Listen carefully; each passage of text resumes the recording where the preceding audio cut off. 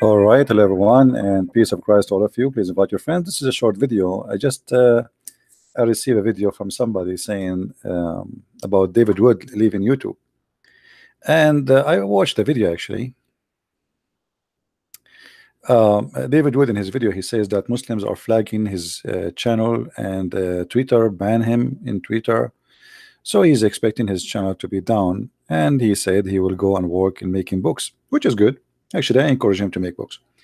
But I mean, so what if a Muslim they flag you? Even if the Muslims they take down your videos, or they take down your channel, or they take down YouTube. I mean, make a new account. What a big deal. Anyway, you see, actually, the Muslims always, when they do that, that's mean you are doing a good, a good job. They will not target somebody he is not doing a good job. So this is nobody throw rocks at a tree have no fruits. You know what I mean? Rocks are thrown at you for a reason. So what a big deal. I mean, if I am him, I would not really stop making. Let the Muslims flag my videos, all of it, and take the channel down. I have already 100 channel backup for ready for and they are saying they will try to stop donation for him. So what? I mean, we do that. We receive donation or we don't, still we do it. This is a sign of victory, not a sign of defeat. However, if he is really he want to make books, that maybe the Muslims are helping you to give more time for something maybe more important to make books. That's good. So more people will read and they will learn about the cult of Islam. So in either way, actually, the Muslims are helping us. The Muslims. Let me tell you how the Muslims they help me. It was the Muslims who made me write books about Islam. The Muslims they said to me, if you are really a scholar in Islam, how come you never heard that you have a book?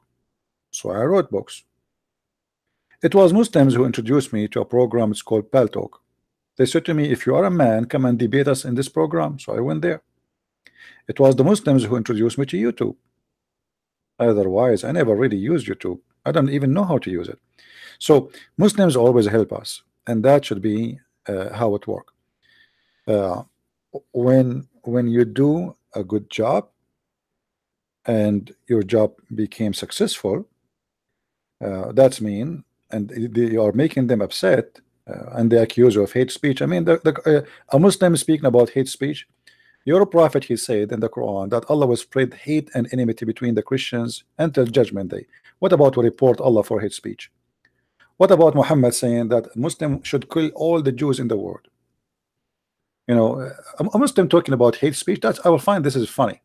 But anyway, this is how they play. They knew this is the only way they can stop you, and they knew that those media are owned by the liberals, and they are liberals, what you can say. However, we will not let them win. Flag my videos, take down my channels. We will have 100 channels after this. The same day you flag it, you take it down. Okay, do you know how many channels I lost already? English, I don't even count. I don't know how many. So it doesn't matter really. Flag you, they take you down, they ban you. Who care? You come back.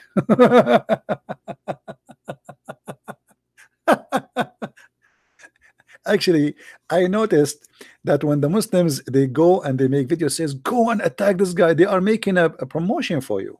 Maybe you do not notice that, because a person he never heard of you maybe until now, because of those people, even they are small or big, doesn't matter. Like this guy who played his video is a potato, but it doesn't matter. I mean, they promote us by attacking us. They promote us. We hit the head of the snake.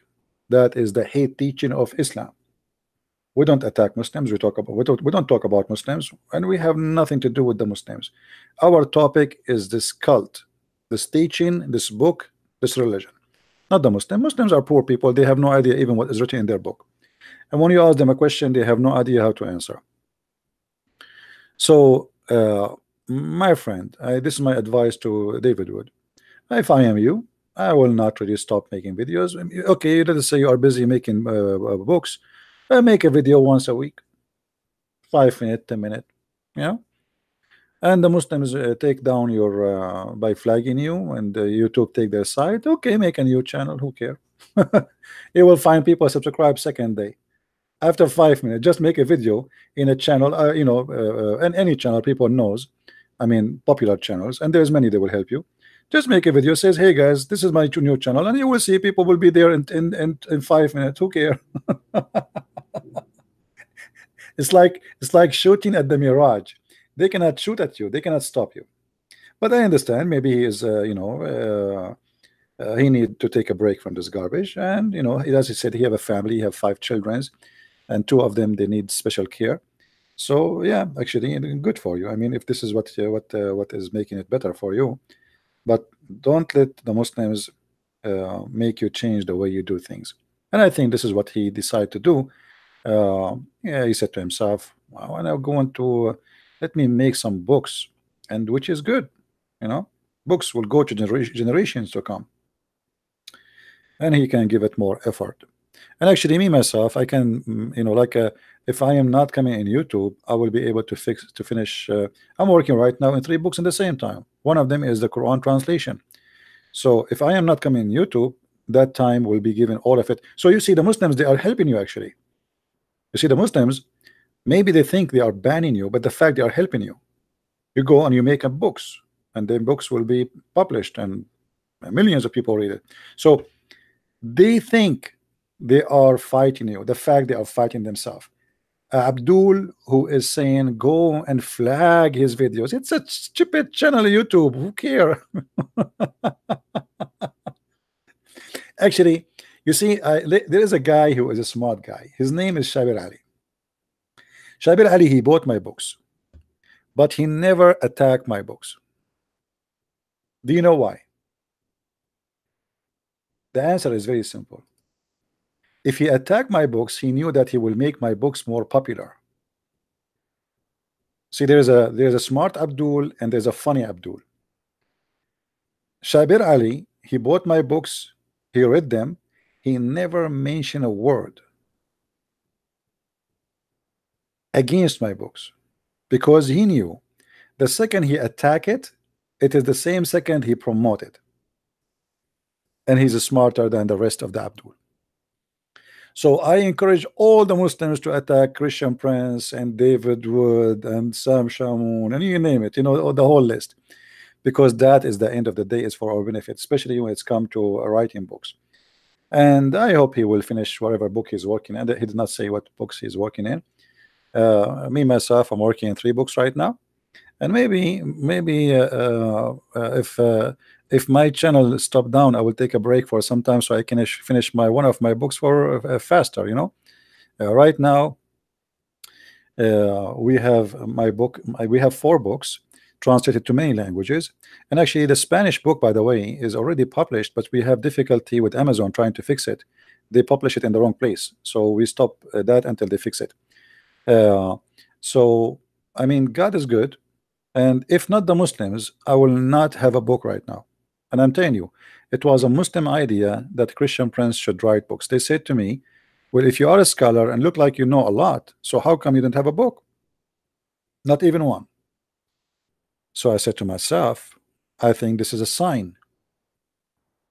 The Lord Almighty, he is using the Abdul to speak to me and to say to me, see, this is something is needed. And actually, you believe it or not, most of people who buy my books are Muslims, including Shabir Ali, as you see. I mean, why in the world Shabir Ali is buying my books? You know what I mean? Because he want to learn. He want to learn about the God who want to spread hatred between the Christians. All right?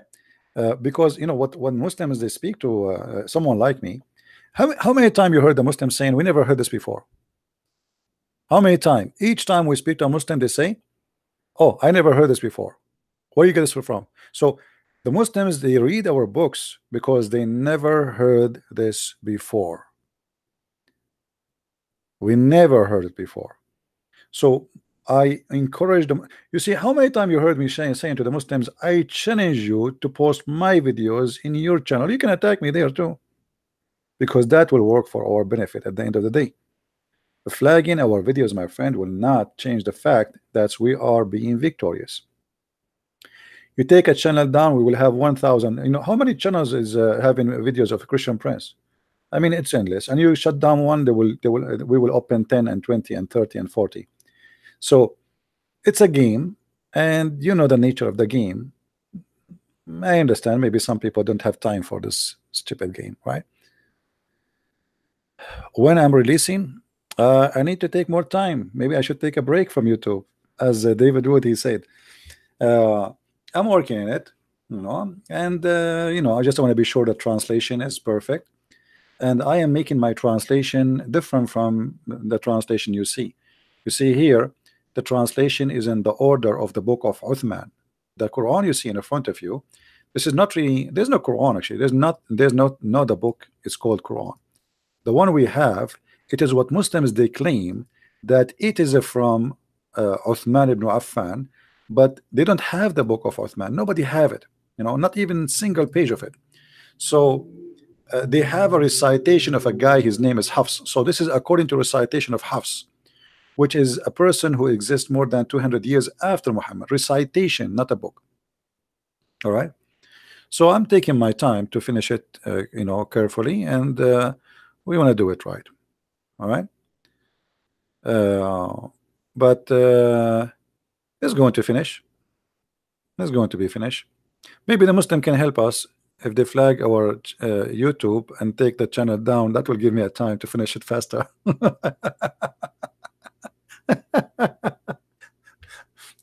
Always things work for our benefit. It's not as they wish.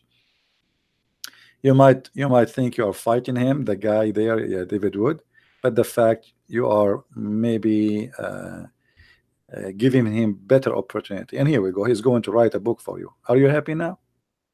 Praise be to Allah. This is going to sound like bad news, but probably good news. After I was banned from Twitter, someone sent me a video of a Muslim apologist who's been telling his views. I'm not going to play this video of this guy. He's an idiot. He's such a joker. Potato guy. On any of the platforms that I'm on. So he's actually telling his viewers to false flag my content. His story. Actually, he is not only telling people to do that, he is saying this is the way you can harm him. So this guy is asking people to harm you. If I am you, you should report him to the police for asking people to harm you, because maybe some people will harm you, thinking about harming you in YouTube, but some Muslims might think about harming you physically, because this is what he said in his video. This is the way you can harm him. So this guy is asking people to harm you. So if I am him, David would actually, he should call the police for him, and they should investigate him, and maybe you have a case against him. You know, he live in America, asking people to harm an individual. It doesn't matter what the harm is. That is not legal. And he used in his video the word harm. He said, this is the way you can harm him. All right. He used the word harm. So a person who is teaching people to harm somebody, he can be taken to court. So if I am you, you know, you should report him for saying that. Any human being asking somebody to harm somebody, that is illegal, and this is a crime. And doesn't matter what the harm is. You know, he can claim that I'm asking to harm you only by flagging YouTube, but that is not really what is behind this harm, because you are asking a certain group of people do not know this guy, just because he is a Christian, he speak against Islam, to be harmed. Now you are claiming you want to harm him in YouTube or in Patreon, but what is the guarantee that your message of harming him is going to stay there? You are asking for a harm, and that is a crime by itself. So if somebody knows David Wood, talk to him and ask him, maybe he should take him to court, you know. CP Min, the guy David Wood talking. Yeah, I'm talking about the idiot who is asking the Muslims to flag him. So I actually, if I am you, I will, you know, you can report him for committing a crime, teaching, not only teaching hate, he is requesting harming you. He's saying it clearly. I want you all to go and harm him, you know, and that is a big problem. This is a very bad problem if David would want to use the law against this person. Martin Haddad, nobody says David Wood is an idiot. Are you stupid or what? You come at the end of the topic and you think I'm saying he's an idiot. I'm talking about the one who was in the video he played. I mean, even people, they answer you in the text, still you repeat the same question. Why I want to say that? I'm here to say to David Wood that you should take advantage of this actually and use it for your benefit. It's really good. And if I am you, you know, you call the police for this guy. He have it in video, he posted in his channel, and by his face, by his voice, saying, asking people to go and harm you. Yes, he is saying flag him, huh? But because they cannot reach you by hand. This guy is teaching violence and teaching hate against an individual. This is a crime in USA. You cannot go and say, hey, I want you to go and harm this guy, no matter how you do it. Even if it's just you know, he's saying this is how you can harm him. This is what he said. This is how you can harm him. By making such a statement, you just claimed your goal. Your goal is to harm this guy, asking a specific group of religion to harm a specific group or people from a religion who they are Christians just because they are speaking against Islam. This is what you are doing. So so if I am David, you know, I will you know, he can call a lawyer and see what he can do about this. You know, and again, you see, like they are flagging him without even knowing who is this guy.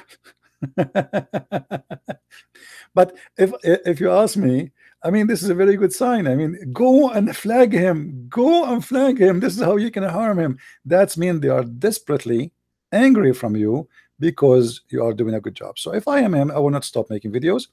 You know, or maybe I will make a video maybe once a week. If you are busy working a book, okay, maybe once every 10 days. Make 3 videos a month. I mean, in your break time. All right, like make a cup of coffee and speak to people who like to hear you. Never, never, never give them a chance, my friend. And we have thousands channels. If this channel go down now, I will open after 5 minutes a new channel. I had them ready, you know. I'm ready for that. After after less than 30 seconds, I can start broadcasting different places. You close that one, we have another one. So we are you know, we know what the game. I mean, we know we are targeted for what reason, and the reason we are targeted for is a good reason. That's good for us, right? So don't make them make you disappointed. And like sometimes, you know, the only way for me I will stop coming to YouTube if I see the Christians, they are not really, they don't care. Then I will go and just work in my books, which means at the end of the day is going to be for my benefit. You know, I was working in the book Sex and Allah for Long, right? And it's taking really time, I mean, to finish it. But then I said to myself, let me take a break from YouTube. And yes, I finished the book really fast. I was able to complete the book in less than 30 days. You know, 30 days, which wonderful. You know, I mean, not finishing the book in 30 days, I mean complete, because I was working from before. So it was really good. And which means, yes, I agree that taking a break from from YouTube take too much time, etc. Can help you to concentrate, because you know, when you open YouTube, it's not, you know, writing is not just something you do like right away. Okay, I want to cook now. You have to be ready, your mood ready, you are relaxed. I mean, it's writing is different. Writing, you have to be in the mood of writing. And even if you have a lot of knowledge, you know, your knowledge is there, but writing is different story, you know. So you know, take you know, maybe you can finish a book in a month, and then the Muslims, Abdul, will be more upset from you.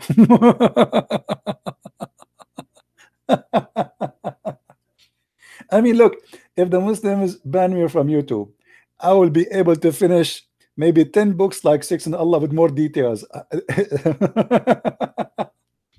If you go and see Six in Allah, how many people they are reading this book, you will not believe it. I mean, even the name is very interesting. People they ask me, the name is so straightforward. I mean, don't shouldn't you make it you know? I said, no, no, no, no. I say it as it is. This is about sex and Allah. So why I want to call it something else? You know what I mean? Why I want to call it something else? The same as the book, The Deception of Allah. They said to me, don't you think this is like a very harsh name? I said, but this is what the book is about.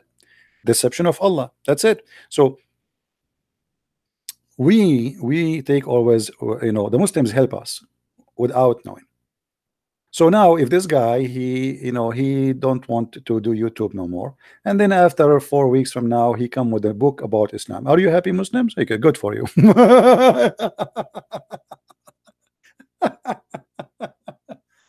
A book will live forever. You know, the second you publish a book, that's it. It's enter history. You became a publisher, you became an author, and your book will be, you know, forever in the everywhere. I mean, internet and etc. That's it. I mean, it's even better. You know, video people, and you know, videos. Sometimes people they don't watch a video is made like a year ago, right? But a book, people still read. A book is written 100 years ago. You know what I mean? So a book is a lot more valuable actually, and it's a lot better. So they think they are fighting you, but the fact they are helping you. Good for you, my friend. I encourage David Wood to make books. I encourage Sam Shamoun to make books. I encourage all the Christians, if they have knowledge about the topic, any topic you want to you know, talk about, make books. Why not? You know, and trust me, the devil and his kingdom, they will not be able to stop us. They will not. Always, instead of stopping us, they do the opposite. As I said, all the things I accomplished, it was because of Muslims.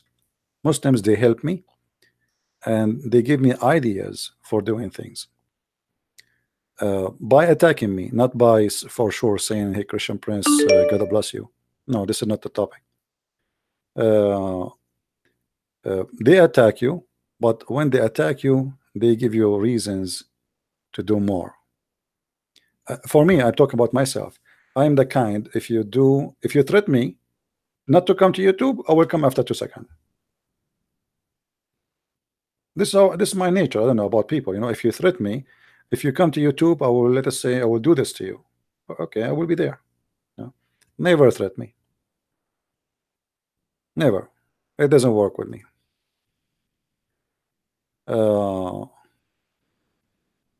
Well, you know, David Wood, he's more than welcome. Actually, when they ban him to go broadcast, I invite him to use my channel to broadcast without me talking if you want. But maybe he don't. He get his channel back anyway. But anyway, the idea is, we as a Christian, we should use the evil attack against us for our benefit. It doesn't make us weak. It makes us stronger. You know, when you get sick, one of the benefit of sickness, especially if you survive the sickness, right, it make your body stronger. Whatever what they say, things which does not kill you make you stronger, right? So they can attack as much as they can, but as long I am stronger and stronger and stronger, they're good for me. It's for my benefit. It's not for their benefit. You know, it's not for their benefit. And I hope that our books will be, you know, like now my Spanish book is going to be soon in Amazon. I'm expecting that a lot of people will read this book, because maybe this is the first book in Spanish exposing Islam that much. You know, so this is going to be a very nice act toward people who speak Spanish. And now there's more people translating to other languages. So things is good. And they try to stop you. Don't let them, you know. and they will not. And again, if actually if David would he make a book, for me, I believe that everybody have his own way, his own knowledge. Uh, Support him, buy his book, read it, you know, and give him the support he need. Yeah, actually, I'm working more books, more important than the Quran translation. Uh, but the problem is because I'm working in more than one book. It's like, I build in this room and then I go to the second room. I get bored from this book. So I want to break from this topic. So I go to the second room and I build there a little bit. And then I go to the third room and then I go to the first room. So I'm building the three in the same time. So the three, they might be close to finish in the same time almost, maybe, you know. Uh, well, there's a book. I might call it The Roots of the Quran, and I think the name can tell you what it is about. And there's a book about the apostles of Jesus in Islam, which mean most of it we will focus in who are they, like Paul in Islam, Peter, Simon, Peter, etc. So those are three books. I'm working in them, and I'm sure people will like it. And at the same time, I'm thinking to make small books, which is about certain topic, like not to be. I mean, like these days, people like to have snack. Like I mean, fast things. It's not really. People maybe don't have time to read a book of 300 pages or 400 pages. So I might start making books too, which is like maybe 50 pages, which is easier to finish, easier to read, and is going to be cheap to order. You know? Yeah, it's like a pocket more than a pocket book. It's like something you can put in your pocket and go in the train. If your trip is for 2 hours, by the time you finish your trip, the book is gone, is finished. Yeah. So like now, you see the video I just made 15 minutes ago. I finished it, right? This video we can make a book about it. Just who is Jesus in the Islam? Yeah, just who is Jesus in Islam?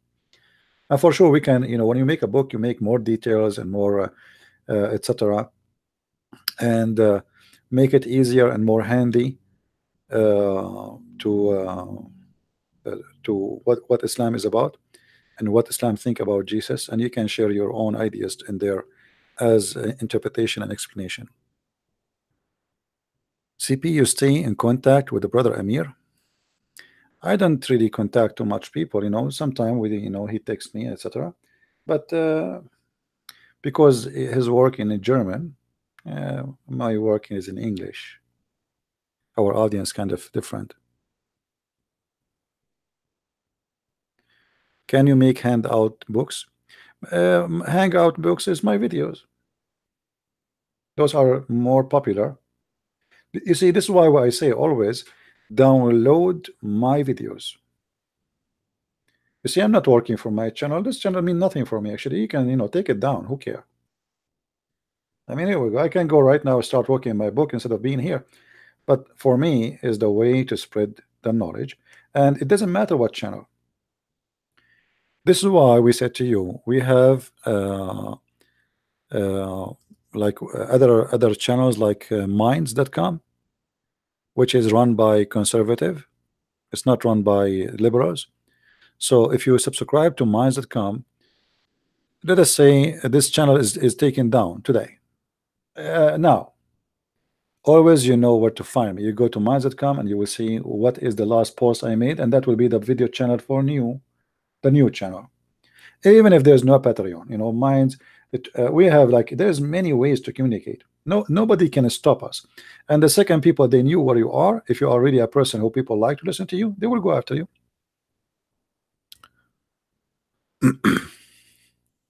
Your book is not sold in South Africa, maybe because Amazon, they don't have a market there. I don't know.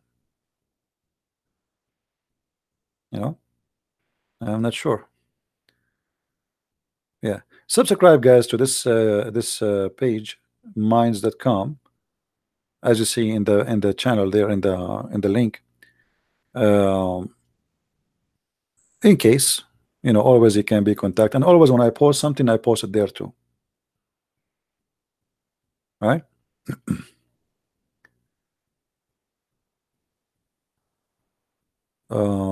Somebody asked me a question. Let us see. Is it true that Arabic tafsir of Dhul Qarnayn verses said the sun story comes from the Torah? Tafsir al-Baghawi and al-Qurtubi. Uh, you know, uh, if they're saying that this is a tafsir, saying it's coming from there, and then we cannot find it there, this is even be a big problem. You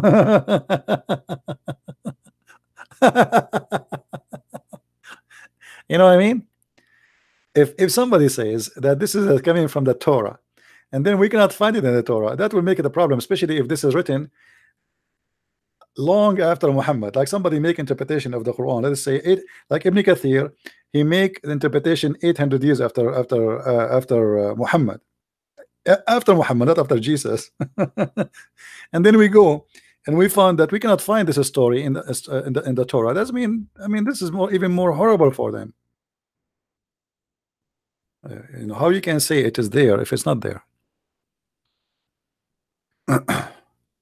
And actually, this is why the Muhammadan people, they get upset from you when you show them the interpretation of their own book, because then they cannot say it doesn't mean that, it doesn't. It's not really what you're talking about. So using their interpretation is very very good. But remember, English interpretation have nothing to do with which means the translation to English is far away from the Arabic interpretation. Were your parents Christians? Yeah, I'm born from a Christian family, but as you know, we as a Christians, we are not Christians because we are born of a Christian family. You have to be born again. You have to be a believer, not by birth. Right?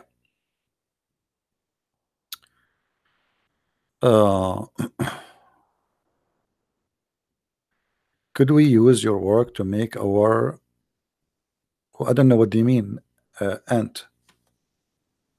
I'm not sure what do you mean by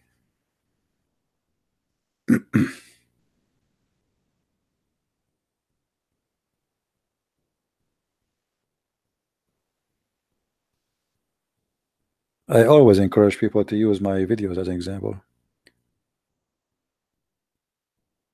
Are your book verified by myself? No, actually, my book is not verified by myself, because there you will find the reference. That is the verification of the claim. You know what I mean? If I say to you that Muslim believe in the flying carpet, and then I quote for you where it says the flying carpet, is that verified by me? You know what I mean, guys? If I show you the reference, if I show you the page number, if I show you even the text in Arabic, it's not verified by me. This is verified by them.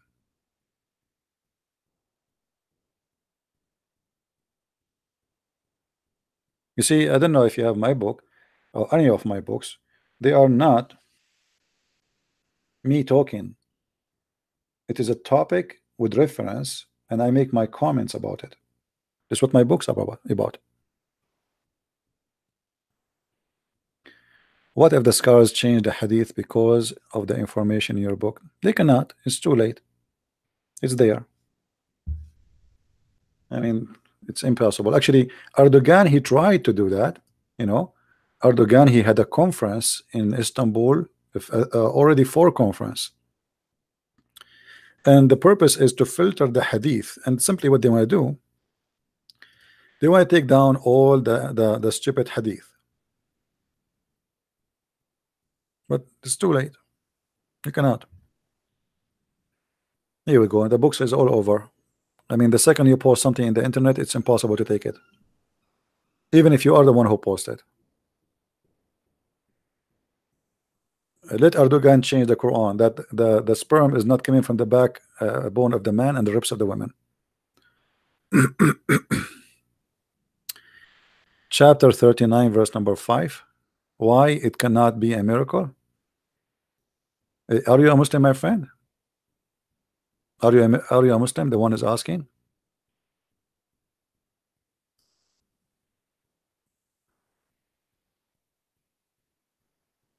the one who's asking. This is not a miracle, this is a scientific mistake. Because here it says that each one of them go in an orbit. Each what? The day and the night and the sun and the moon. So Islam consider the day as an object.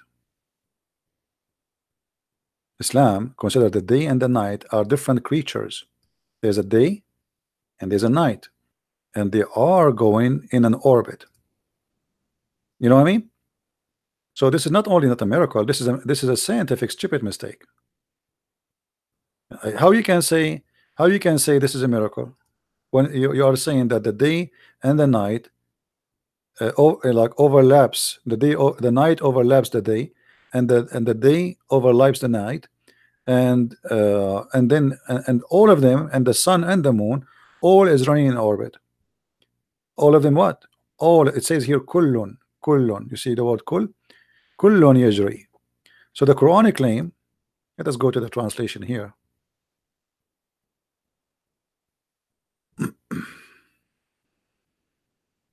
Remember, this is a Muslim translation. We can change it. I mean, all of them they are false. You will see here it says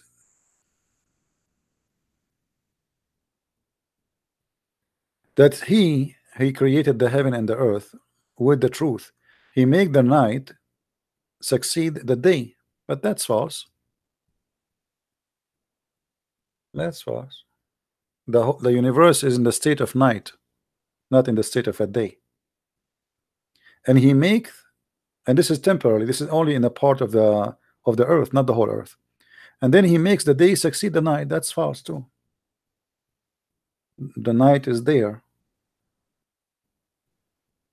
I mean, what is the night is gone? No, it's not. Then he says, and he made the day succeed the night, repeating itself again. And then he constructed the sun and the moon to give service, each running on its orbit. The word each here go back to all those before. The day and the night and the moon and the sun. Oh, no screen, sorry. Sorry, I apologize. It's my mistake. Hold on. Okay, hold on. Yeah, when the Quran says each, you see each is reporting. You see the last two things Allah mentioned, supposedly the moon and the sun. You don't say each. The word in Arabic is kull. Kull is for many, three and more. Unless you follow it with the like word both. The second you say kull, that's mean you are saying everything mentioned before. It goes for it. So each of them, each of those, the day and the night and the sun and the moon. So look here how Allah he described the day, the day and the night, how they occur. The God of Islam explains, saying supposedly that the day and the night happen because there's a day come and overlaps the night. But this is not true. There's nothing is called day is coming. That's simply the sun light because of the earth going around itself. Here in the verse, Allah never mentioned the word the earth. You see the earth? No, there's no earth. So who is the one is moving? It is the sun and the moon and the day and the night. This is why the Quran says in different place. Actually, you know what? Let us read the interpretation first, so Muslim will not say we are making things our own.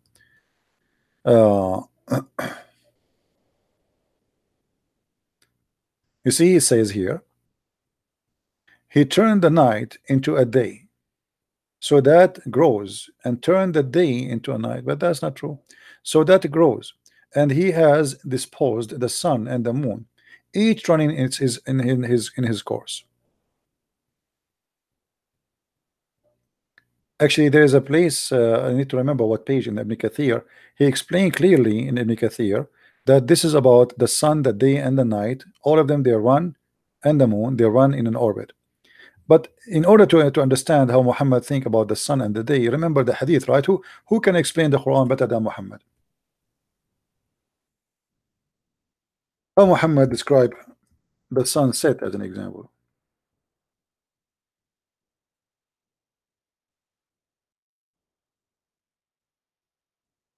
Do you see it? Muhammad described it that the sun set in the murky water.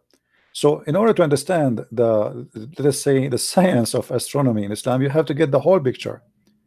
So the Quran says in chapter 18 that the sun set in the murky water too. Here in this verse you quote from me, chapter 39, talking about an orbit of a 4 object, not 2.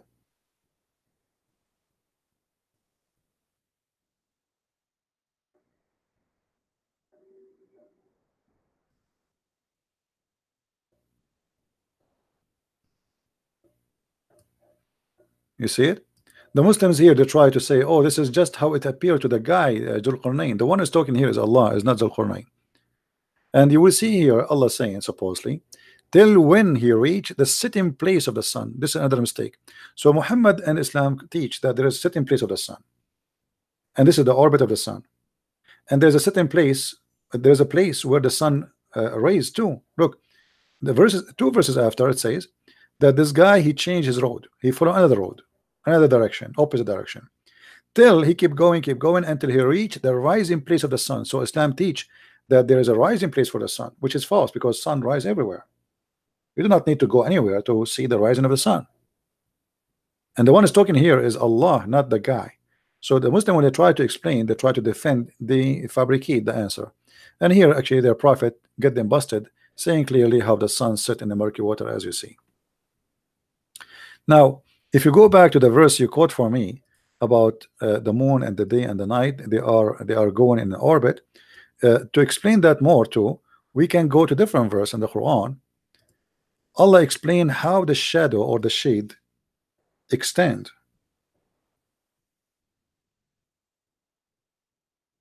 The shade in Islam, according to the Quran, is an object. It's not happening because of the sun. Didn't you see how Allah, he spread the shade? Actually, it doesn't say spread, extend the shade. Let us change the translator. Hold on. So the Quran teach what? That the shade is a creature.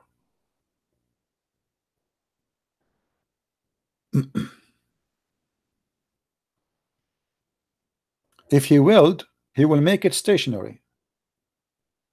What do you mean you make that? You see, if the one who made this verse understand what the shade is, he should talk about the sun, because talk about the sun and the earth. Stop the earth from moving, and then explain that this is the light of the sun, and then the shade will be fixed. But here the God of Islam is saying that he's making a miracle. What is the miracle? He extend the shade. He extended the shade. If you go to the interpretation, chapter 25, verse 45.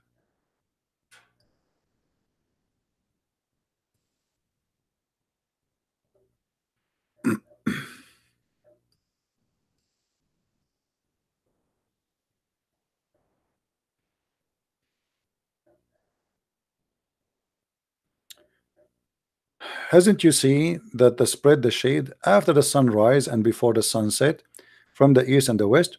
If he willed, he would made it, i.e., still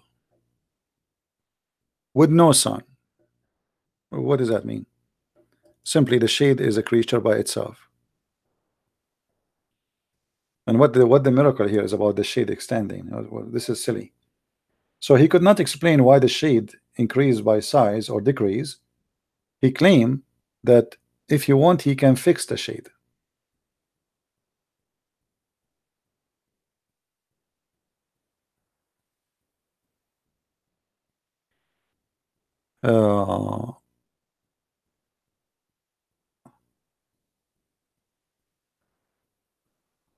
Look from the beginning of chapter 39. Yeah, what about from the beginning?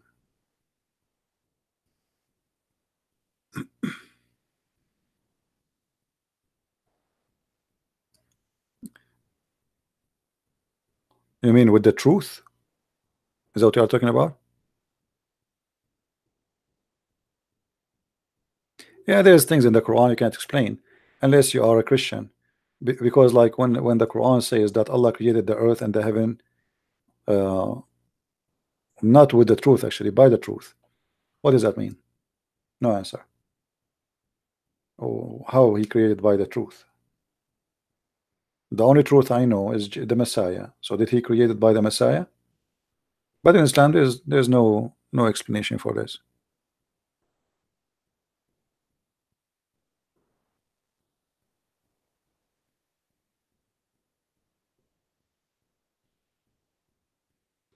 I am from Asia. Can you give talk why a Christian nowadays not wearing veil? Why they should wear veil? Never was in Christianity you wear a veil. You see, they say to you, do you see how Mary, like in some movies, they are wearing? This is the traditional clothing for a reason. You know, there's dust. I mean, can you imagine the roads 2,000 years ago? Go right now to the countryside and see what will happen to your, you know, to you if you are not driving in your car in Sheffield. I mean, hair covering was not only for men, for women. It was for men too. It's because of the nature. Head covering have nothing to do with being decent.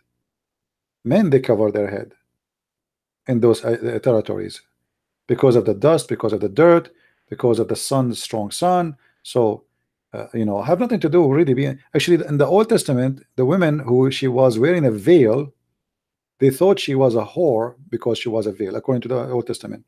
Why? Because women who used to do prostitution, they used to cover their face because they don't want anyone to know them. So in the old days, actually, women who wear a veil, they are working in the business of prostitution. Covering the head is not a veil. You know. At the same time, the Bible says clearly that the cover of the women is her hair. Her glory is her hair. If it's about a cover, women, she should cover her head when she go to the church. And what is the cover? Read the verses after it. It says the cover of the woman is her hair, which means a woman, she should not shave her head. For this is her glory and this is her cover. God created the woman with her cover.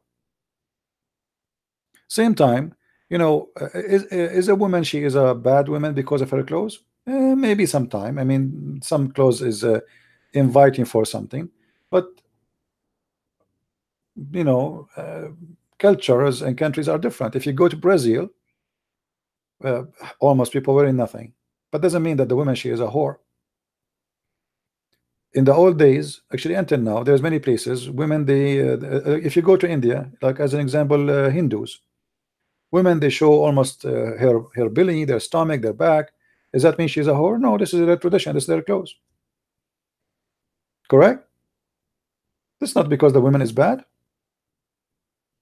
So you wear bad clothes if you wear it in the wrong place, and that means you are seeking attention. As an example, if you are a person, if you live in an island, everybody is naked, and you wear a short, you are the bad one, not them. You know, because everybody is naked and they don't, you know, their culture, this is, they are naked, you know, so they don't see you naked because this, they are naked, all of them, they are born and they stay like this. Until now, there's jungles, people who live in Brazil, they are totally naked, they don't wear clothes. So I mean, they don't see it as something shameful. So nakedness, my friend, is the same as what Jesus said. It's not what go inside your mouth will make you dirty, it's what come from your mouth. So nakedness means nothing unless what is the purpose of it. As an example, if you let's say you are a father and you open the door of your daughter bedroom and you see her naked, are you going to get excited? No. Why? Because in your mind you are seeing your daughter, and right away you will not see a female. She's young, she is beautiful, you know, but you will not think about her unless you are a perverted man. So she is naked. Or you see your mom, you open the door at your mom, she's changing her clothes. What, are you going to get excited? She's naked, she's a woman, she's a female like everybody. So the reason you don't think about it in the wrong way, because you decide to block it, not to think about it in the wrong way. So it is not the nakedness make us bad, it's what we think. You know what I mean? It is not the nakedness, it's what you think about it. Adam and Eve, they were in the heaven naked. Sin made them see something they never noticed before, but they were naked. Your nakedness is having no honor, you're having no dignity, you're having no shame. Then you are naked, really. It doesn't matter how much clothes you wear. In the Middle East, women, they wear burqa, etc., but prostitution is #1 business there. So wearing clothes will not change the fact, you know. If a woman she wear a bikini and a woman she wear burqa, doesn't mean a woman in bikini she is a whore. Maybe the woman in the burqa she is, or vice versa. Actually, if you go and see a woman wearing burqa and she swim in the sea, and then when she get out, she have no clothes underneath, and then her clothes will be more revealing from bikini, and will attract more men to look. Hmm? A guy, he's saying adultery in our religion have a penalty. What is the penalty for adultery? Let us ask Faris to show you the disability of those Abdul. Hey Faris, what is the punishment for a married woman adultery in the Quran? Listen to this, guys. I want to give you 10,000 years to give me the answer. What is the penalty for a married man or married woman in the Quran for adultery? That's a lie. The adultery, the whipping a person in the Quran is only for singles. You're a liar. The whole Quran forgot to mention what is the punishment for a married man. Death. The Faris is guessing. Death. Okay, show me the penalty. Where? Show me where it says that the punishment of death in the Quran for adultery. Stupid book. You cannot find it. Why we cannot find it? Anyone knows why? Why we cannot find those verses?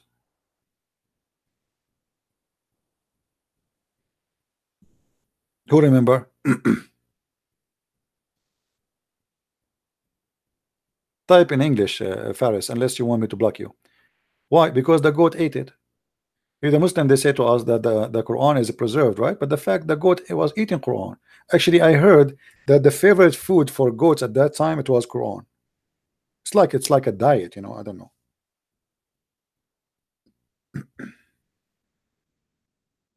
And I find it very fishy, by the way, this story, that such a story saying that the breast feeding for adult 10 time is eaten by the goat. I think the goat here is Aisha. I think the one who hide the story is somebody. He claims it's the goat, but it's not the goat. I mean, why the goat? She choose certain verses in the Quran to eat them. I mean, what, she is licking? At the same time, if the goat ate the Quran, shouldn't the Muslims know the verses? I mean, the Muslims, they say we recite the Quran by heart. Okay, the goat ate the goat ate the Quran. She did not eat your heart. Don't they say to us we recite the Quran by heart? How many of you heard the Muslim saying we Muslim we memorize the Quran by heart? Okay, the goat she ate. Hey, look, like we have Faris here. We have Faris. Hey Faris, the goat she ate the Quran. Can you recite for us the verses by your heart? The goat did not eat your heart. Did she? You Muslim keep saying the Quran, preserve the Quran in our chest, we know we memorize it. Okay, here we go. The goat ate the Quran, but she did not eat your memory, unless this is a memory goat. Yeah, I think the goat here is Aisha. I think Aisha, she deleted them, because the one is reporting the story is Aisha. I mean, look at this. The guys, when I read the story, I don't think about it the same you do. I will show you. For me, I live the story. So I close my eyes and I imagine this. Okay, Aisha, she said, when we were busy with the death of the Prophet, a goat, and where was the paper? The verses in a paper under my pillow. So where is the Quran? Under my pillow. Okay, now but Muhammad in her bed, he's dead. Muhammad in the same pillow. So how the goat Imagine this. This is mean. Muhammad is in the bed. He is dead. The goat, she jump in the top of him. Meh, meh. And then she flipped Muhammad from the bed, flipped the pillow, because in order to get the Quran from under the pillow, you have to flip Muhammad out. So imagine how funny the story is. The goat jump in the top of the bed, grab Muhammad from his ear, and she make him fall in the ground. And then she found the Quran, unlucky now, yummy, yummy, yummy. She put the tissue around her neck. She got the fork and the spoon, and she start looking for the verses which she like. And she started breastfeeding.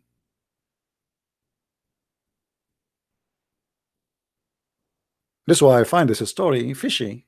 I think somebody deleting them, and they claiming that they want to blame the goat. Usually they blame the Jews, but in this case, it's a goat.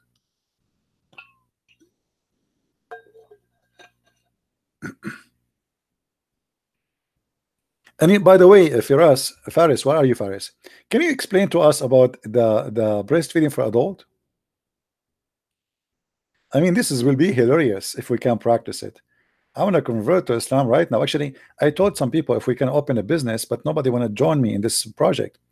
I was thinking to open a drive-through breastfeeding for adult in Las Vegas, and trust me, this will be a very successful business. Men from around the world, tourists, they drive it through, and we look like, you know, let me draw it for you, because you guys, maybe your imagination is not good. Okay, this is, you know, please don't steal my ideas, please. I mean, come on, show respect for my ideas. So this is the road, and the cars, they come here, and then we make in the drive-through open windows, glass, and women, they put their breast here, and their nipples come out. So we make windows, you know, in every window we have a woman, she have her nipples coming out,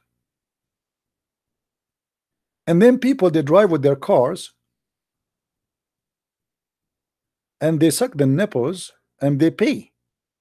And I think this will be a very, very successful business if you think about it, but we need some you know, some support. All right. I mean, why you want to stop, why, etc. It's halal. The point about it, by the way, it is halal. It's not like we are not breaking the law of Allah. Everything is halal, it is good, and we are good to go. But the problem is I cannot find any investor. Why nafty? This is what Allah says. What's wrong with you guys? This is Allah. Are you saying Allah is nafty? They don't say breast. Actually, even Aisha, she was saying, she was asking her nieces to do breastfeeding for adult for anyone want to meet with her.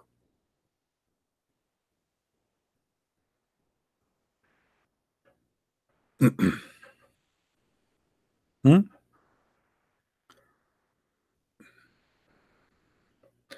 But as you see, I don't get enough support really to make this project to come to be true. And please don't steal my ideas. I don't want to go to Las Vegas and find one of you opening drive-through breastfeeding. Hmm? Don't. I will sue you. This is my idea. I have copyright over it.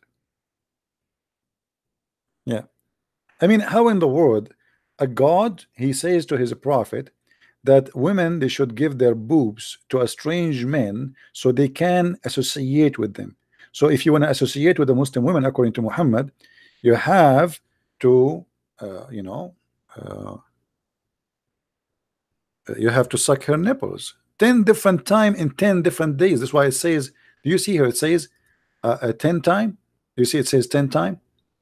So it's for adult, it's not for, you know, it's for adult, and have to be done 10 time in 10 different days until you are satisfied. Not like you put your mouth and you suck it for 10, you know, for 5 minutes. No, you have to be satisfied.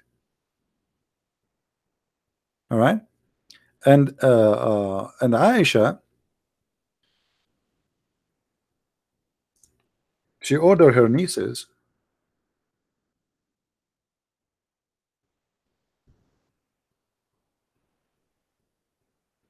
Yahya related, read with me this hadith. from Malik, from. Okay, then he said, suckle him 10 times, so that can he come and see me. What? What? Aisha, a guy wanna see her. A guy wanna see her. But you cannot see Aisha alone, a man alone. Shame on you. So what the solution? She sent him to her sister or to her nieces, depend on the one who is available, and she have to suckle the man 10 times. And the guy has explained why he could not see her, because she did only 3, she did not complete the 10.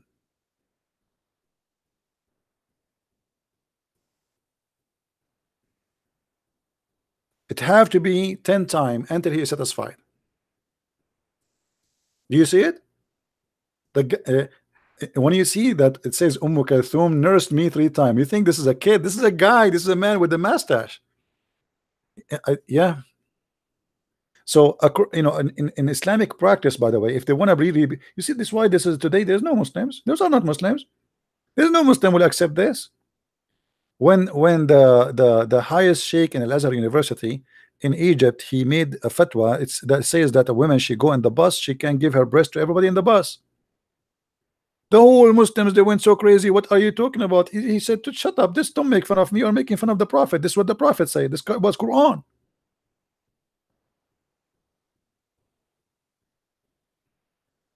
This is Quran. This is not me. Why you are upset from me? And even when a woman, she came to Muhammad and she said to him, there's a, my husband is like upset because we have a strange man in the house, etc. Muhammad, he said to her, give him your boobs. The woman, she said, and how I'm going to give him my boobs and he is a grown man? Muhammad is the one who come with this solution thing. All right, Muhammad is the one who come with this solution. Give him your boobs.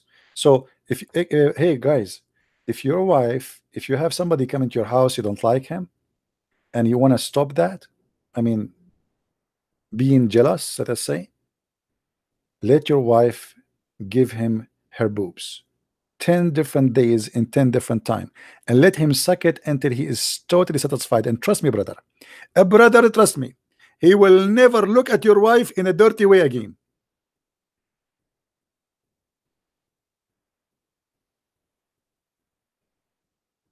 Obviously, Muhammad is making fun of his followers at that time.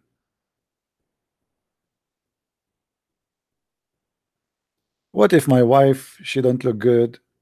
Nobody will suckle her breast. But if your wife, she is pretty, she is young, I mean, man, you will find all the neighborhood knocking at your door. Assalamu alaikum, brother. Yes, brother. Is your wife here, brother? Why, brother? Because I want to do breast suckling, brother.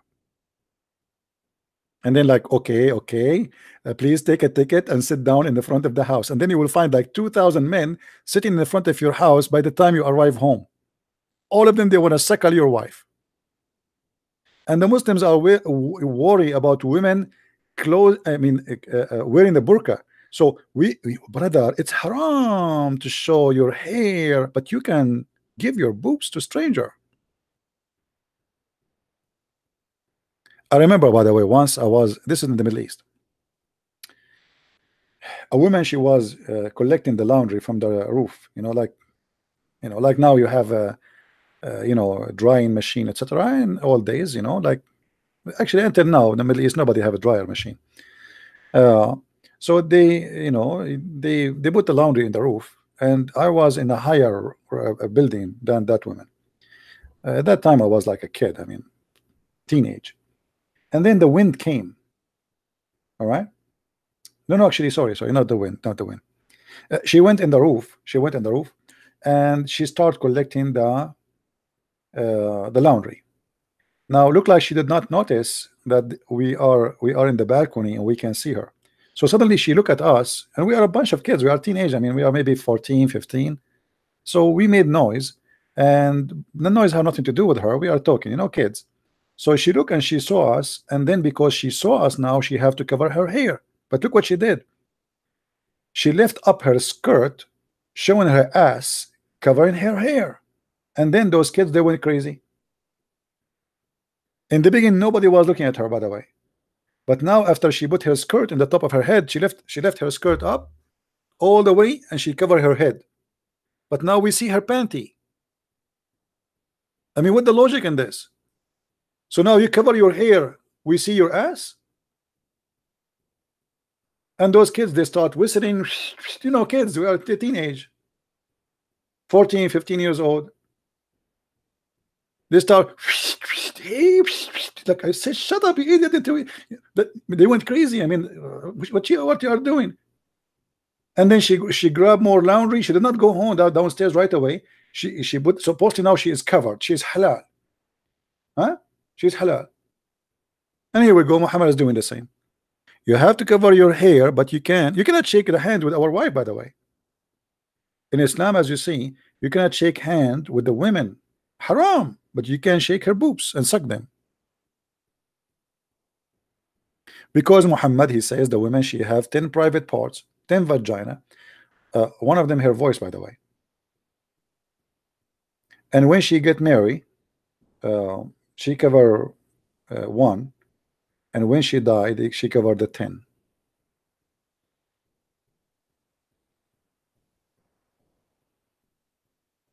All right. But anyway, like you see here, the woman, she said to him, how I'm going, this is me in the Arab, they never witnessed such a thing. How I'm going to suckle him, and he's a growing man. Even the woman, she could not believe it. He said that. And later after that, Aisha and all the Muslim who they are like they work, let us say, in a official office like Aisha, visitors are coming. So anytime when I go and see Aisha, you have to suckle, because now supposedly if you suckle the niece of Aisha or her sister, as if you suckle her. This is the point. So now Aisha, she ordered Kulthum to suckle anyone want to enter upon her. And this guy is saying he could not see Aisha. Why? Because she suckled him only 3. He did not complete the 10. You have to finish the 10. That's it. 9 will not work. Business is business. And I like it how strict Muslims are. I mean, look, we are conservative. You cannot suckle the nipples of my wife 9 times and you go and sit with her. No, you have to suckle her. After you suck the nipple of your wife 10 times, do you think the guy, he will suckle only nipples? I mean, the guy, he put his head in the lap of your wife, sucking her breast. His hand is where?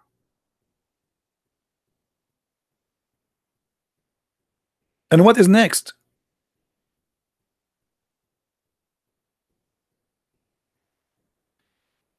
Anyway, I feel sad sometimes. Actually, I look like I'm born in the wrong timing. Why I'm not born in the time of the Prophet Muhammad? I mean, why? Here we go. Look at this guy. He got a 3 suckling for free.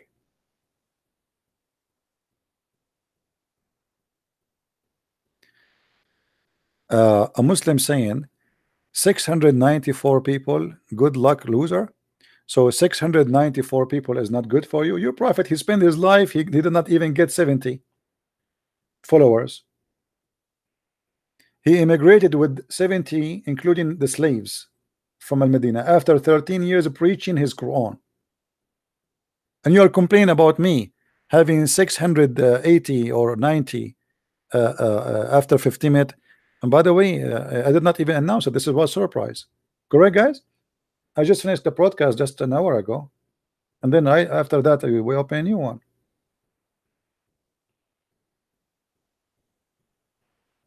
What loser? What loser, Abdul? Do you know what my videos are doing? You should see how many people leave Islam. You won't believe it, brother. 700 people watching me right now is bigger than your mosque. Is bigger than your mosque. No, if I announce that I will be here, people will be a lot more here, right? But I did not plan for this. Anyway, actually, I'm not going to keep the video anyway. We'll leave it there for people to download it for some time, but we don't keep them. And you know, I feel hungry now, to be honest with you. I don't know, each time I see a hadith about suckling, I feel hungry. Praise be to Allah. And I want to see Aisha. I insist I want to see Aisha. There's a lady from Egypt. She is a TV host. She asked the Sheikh live on air. She said, okay, so you are saying that if a Muslim woman she want to associate with men, strange men, she have to suckle them 10 different times. He said, yes. Said, are you suggesting that I have to suckle all those men who work with me in the studio, the audio engineer, the lighting engineer, the decorate engineer, the one who bring coffee, and the one who clean the floor, and the director? He said, everybody, you have to suckle everybody.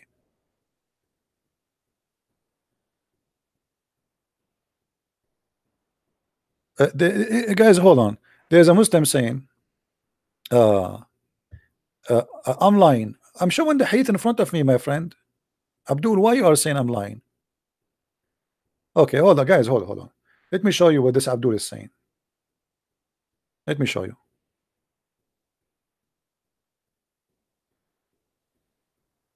All his lies are disputed in the comment section. Only moron would talk to radio show and to debate a liar.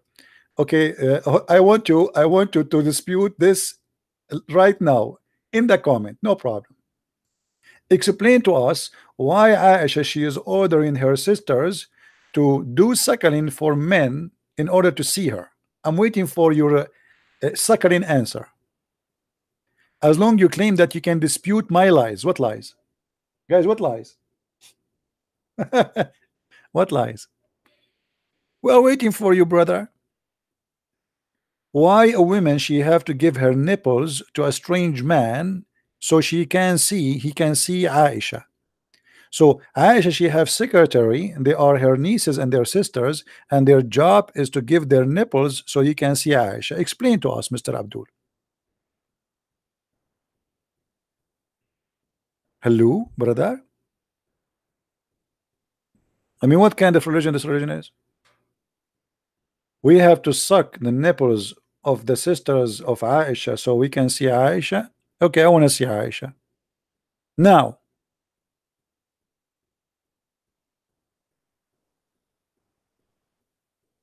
Are you there, Abdul? You want the one you want to dispute me? Hello, hello.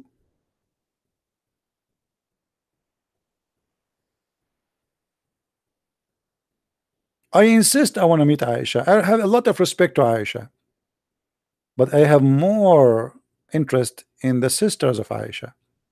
You people are not realize how much on the fring you are all comical. I explained why I would never. Hold on.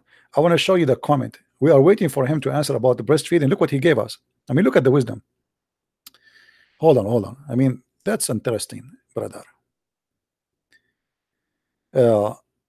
You people are not realize how much on the frying you are all Frank, what the Frank? Comical. I explained why I should never call this fool. Why does not he debate in open forum? Is YouTube an open forum? It's a if the biggest, largest website for platform for people is not an open forum, it's called YouTube. So what is this? We call it a bathroom. This is not open forum. The coward is your God. I keep asking Allah to show me his face. He never show me his face. Correct, guys? Hey, show me your face, Allah. By the way, your Quran says that Allah never spoke except from behind a veil. How come Allah is not covered for you then? Read with me. I'm not the one who's saying that. Here we go. Your God last name is Hijab, the same as Mimi Hijab. Look. It says that he never Allah speak to a human or to an angel or anything except from behind a veil. Do you see it? Are you saying that Allah is a coward?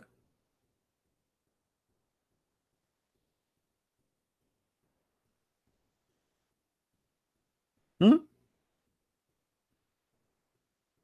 I challenge Allah to open a channel in YouTube. Thank you, Jeremy. Love you too, my friend. Love all those who say we love you. I apologize if I don't answer you. Sometime I didn't notice you, and too many people saying. And same in the by the way, I'm not opening Facebook because it became so annoying. Guys, if I open Facebook right now and show you how many texts I have, you will get scared. I will spend the first 3 hours just seeing who text me.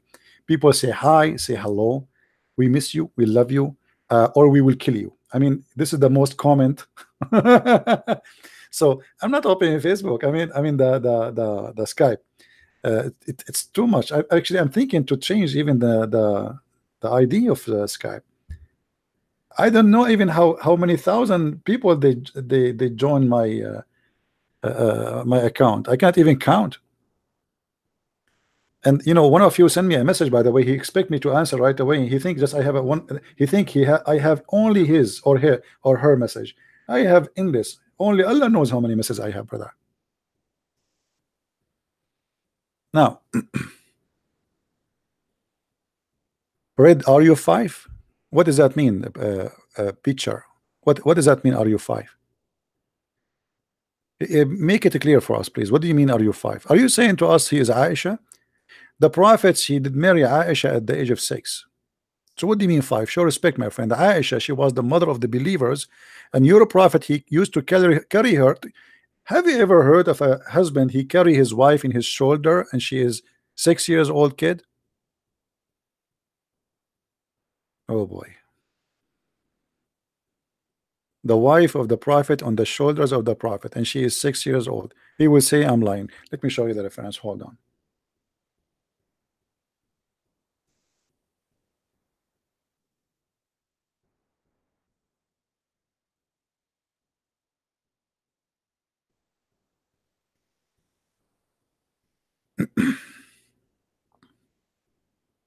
Hmm?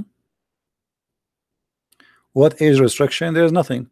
Muhammad, he wished to marry what's her name? You know what? I'm getting old. I know this.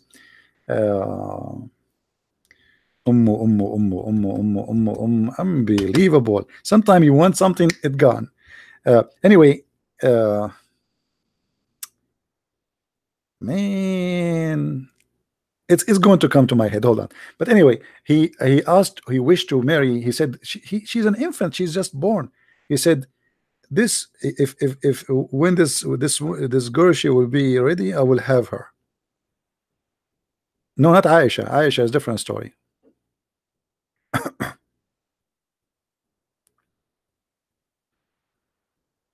Different story. I think it was Fatima bint Asad. Yeah, she was an infant. Fatima bint Asad. Any Muslim would like to say anything?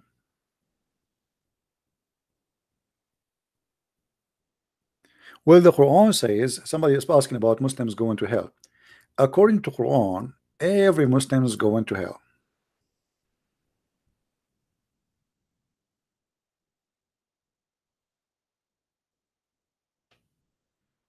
وَمَا مِنْكُمُ إِلَّا وَارِدُهَا. Chapter 19, verse number 71.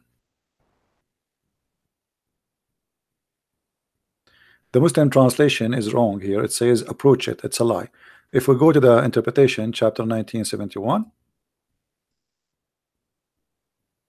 1971.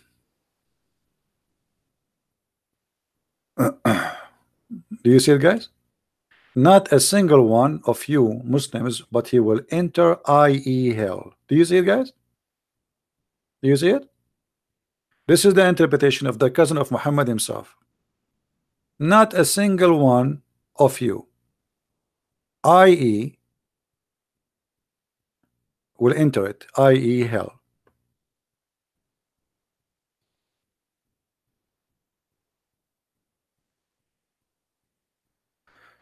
Did you hear about something from Big Sheikh Sayyid Ahmed Hassan Al Gabanshi?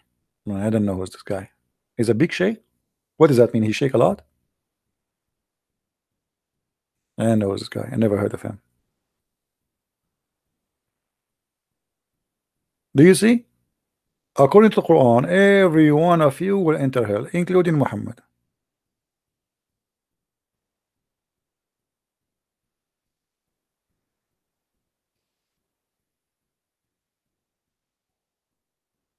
What do you say?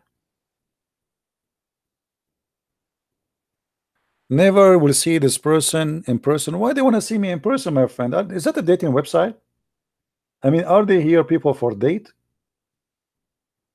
Why you want to see me in person? Me myself, I get scared when I see myself in person. Once, when I bought this house a long time ago, like a century ago, I entered the bedroom. There was a mirror behind the door. I was closing the door, and suddenly I saw myself. I get scared. I run. Like ooh, scary. Why a mirror in my house? I get scared. Why you want to scare them? Why you are concentrating about seeing me with moderators? And there are hundreds of Muslims will debate him. You are right. This is what is missing, because they cannot see me. Muslims, their answers does not come unless they can see you, brother. True story.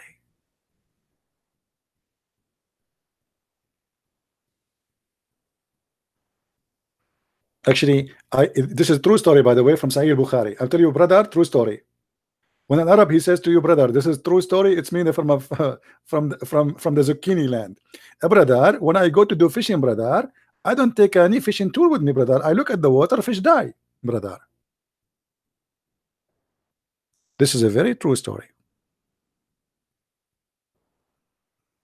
Why Muslims keep talking about want to see you? What about answering me? Like, here we go. Your Quran saying all of you will enter hell. I want to know, how is that going to be? Hmm? I am sure you are a very handsome man. Well, I don't know. According to they told me that the woman she was helping my mother with delivery. She have heart attack right away.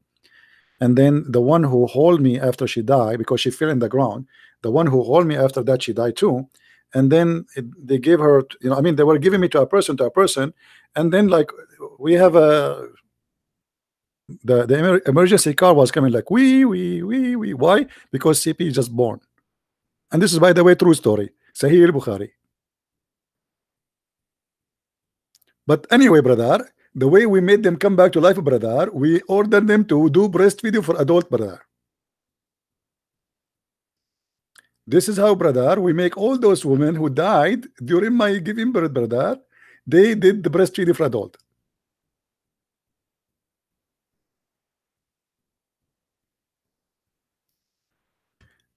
Never get a fair shake. Ask any Muslims. Call laughable. I called the Dean show. They did not let me go through. I changed the name Muslim. I will call you. Don't call me. Those who claim to have knowledge, they run away.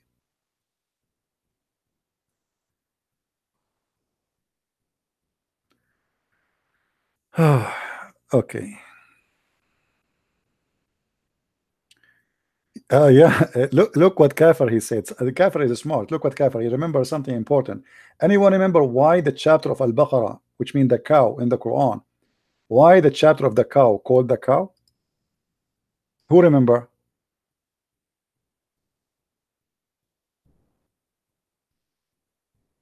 Why this chapter was called the cow?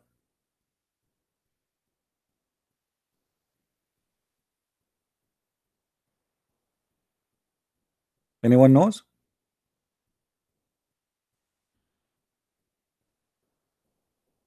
Because according to the Quran, Allah, he made people raised from death by beating them by beef. I'm serious. Hmm? Look, hold on, look what this guy he said. I like it when the Muslims they call me names, and look at the Muslim here. ZB, you are here me, you hear me, coward? No, I don't hear you. It's a text. Hypocrite, liar. I thought my English is bad, but now you make me feel better. Someone need to smash those eggs. Hold on, what eggs? Are you talking about the rooster who lay eggs? Have you ever heard of a rooster lay eggs? Only in Islam, brother. And by the way, as long as we are talking about rooster, do you want me to show you the reference that your God he set in a rooster? Let it go. Okay, those eggs in your rusty, empty, loud, echo skull head of yours, just limb the egg boy did. As long as you are talking about eggs, you see, you inspired me. Do you know that the prophet he said that shaitan he lay eggs?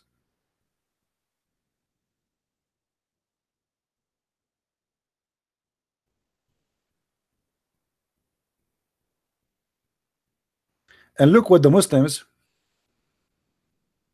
they translate. They did not give a translation really.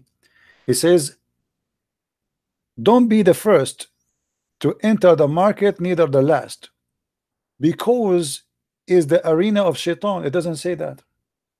Liars. It says because he lay his eggs. Shaitan, he lay his eggs. Read it.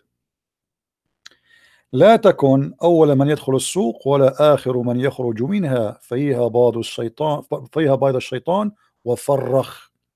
Satan he lay his eggs and their eggs even hatches. They hatched. See Abdul? Inspire me. You know, anything you Muslim you say to me, give me 3 words, I will give you a story about your prophet and will make you ashamed of him. Try again. Once I made a challenge for the Muslims. So he said to me, okay, I will give you a challenge about give me 3 words and I will give him a story about his prophet. So he mentioned the word, he said I know what the sentence, but it had 3 words, but have a microwave. Microwave. Said, okay, I mean, you know, make a story about the microwave. I said, I can. Here we go. You're a prophet, he says. If you wish to have a kid in heaven, you will carry it and you will deliver it in less than an hour. And the boy will be born and his teeth will be growing. You have teeth. This is the Islamic microwave. Do you see it? Now imagine those guys who they are speaking to me, insulting me now in heaven, and Zakir Naik guys in heaven now. And Zakir Naik, his belly is getting big. And I say, hey, brother Zakir, I met him in heaven because I'm going to convert to Islam just a second before I die. True story. So I meet Zakir Naik, and Zakir Naik, his belly is so big. I mean, like, Zakir Naik, brother, what happened? Brother Tita, the prophet he said, if you want to have a baby in the heaven, you can desire it and you can deliver it in less than an hour, and he will have teeth. And brother, and now you will deliver the baby? Absolutely, brother. But where the baby will come out from? Hey, Fee, can you tell me how you will get a pregnant and you will deliver the baby from where? Are you there, Fee? I will give you 3 options. You will deliver the baby from your anus, from your nose, from your ears. Where the baby will come from? You're a man. A man delivering a baby. We will come from where? Maybe you will lay him as eggs. Frank is saying from the anus. Frank, I don't agree with you because this is really hurt. Allah is all merciful. Will never allow that, brother.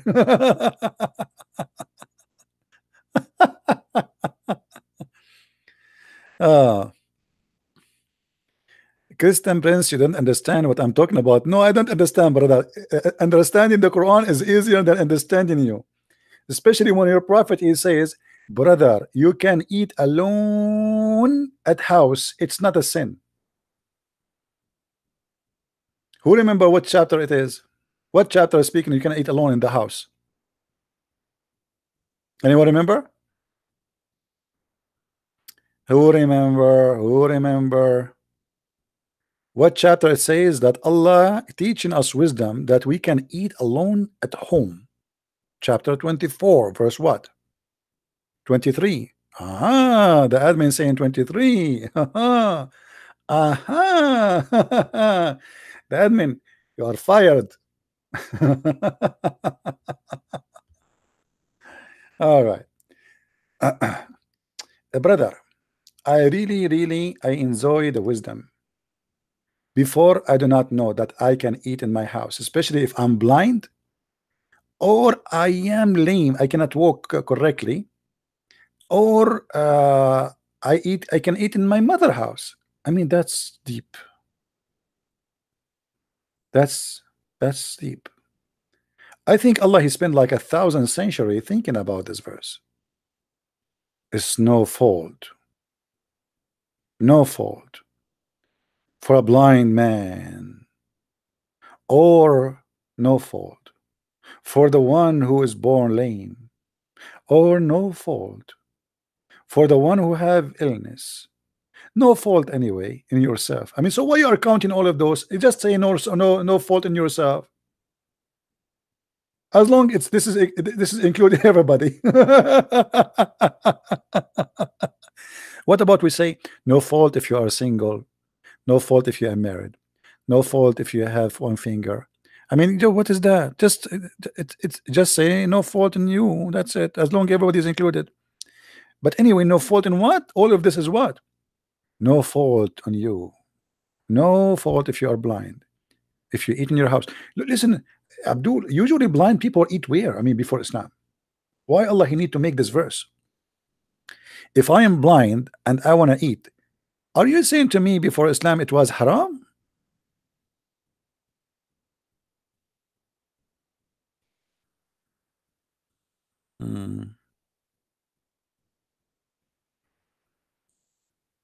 I don't know. I don't know. And then look at the wisdom here. I mean, the wisdom is not over yet. You no fault on if you to eat in your brother house, your mother house, your father house. We want more details, more details. Your uncle house from your mom's side, your uncle house from your mother's, from your dad's side. And then he continue, or to eat in any house you have the key of it. So if a guy he is a maintenance in an apartment building, he can eat from all those apartments. I love it. I love it.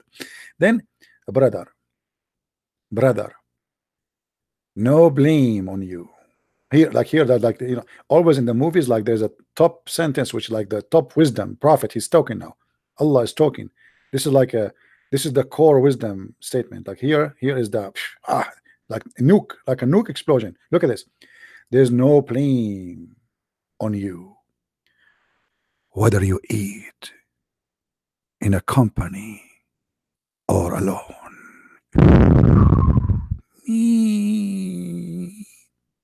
That's deep. That's deep. I was afraid that if I eat alone, I'm committing a big sin. No sin. No sin if you eat alone or together or apart. Mean. Brother, I was going just to get married because I thought it's a sin to eat alone.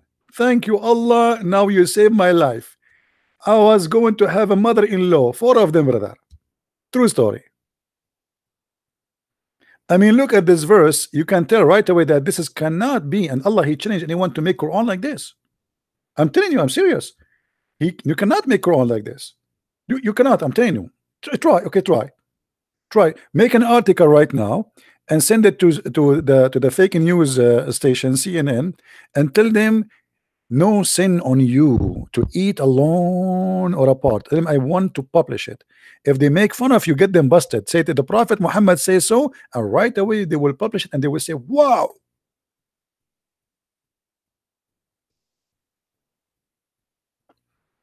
If you are not convinced that the one who made this book is beyond wisdom, I mean, this is enough.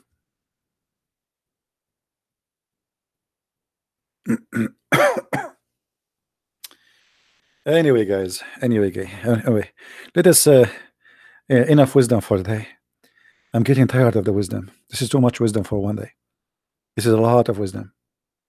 And because now there's no sin on me if I eat alone, I'm going to leave you and eat alone. I will do yummy yummy alone. You believe it? I will do yummy yummy without you invited no more. I used to invite you, okay, but now who need you? Allah, He told me it's no sin. No sin. Man. You want to accompany me? My friend, I know there is a restaurant in the corner of my street. I think you are better going there because I have Arabian food.